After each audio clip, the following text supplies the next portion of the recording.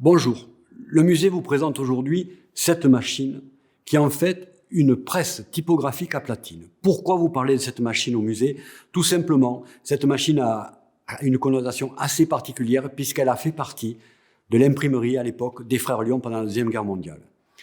L'imprimerie des Frères Lyon se situe aujourd'hui rue Croix-Baranium. À l'époque, la rue a été rebaptisée après-guerre, elle s'appelait la rue Saint-Étienne, et ces deux frères, donc les frères Lyon, étaient des maîtres imprimeurs, et pendant toute la guerre, dès 1941, ils ont commencé à imprimer des journaux pour des mouvements comme Libé Sud, comme Combat, comme des journaux pour la CGT, qui étaient évidemment à l'époque clandestines.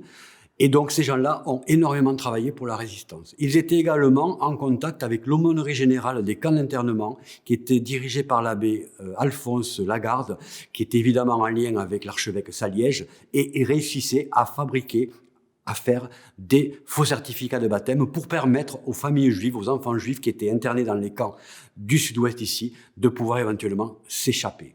Le 5 février 1944, tout va basculer. Sur une dénonciation, les deux frères Henri et Raoul sont arrêtés.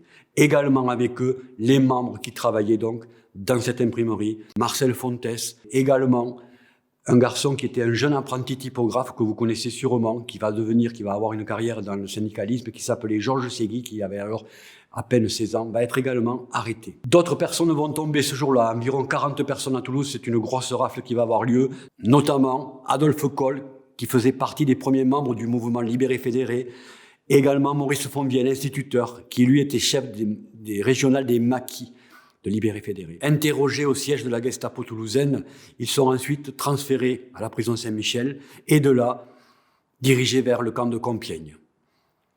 Suite à ça, ils sont déportés au camp de concentration de Mauthausen pour les hommes, Ravensbrück pour les femmes. Les deux frères Lyon, malheureusement, décéderont tous les deux à une semaine d'intervalle le 21 septembre 1944 au château d'Artheim où ils seront gazés. Avec l'implication des frères Lyon pendant la Deuxième Guerre mondiale, on se rend bien compte aujourd'hui que la résistance n'a pas été qu'une résistance armée.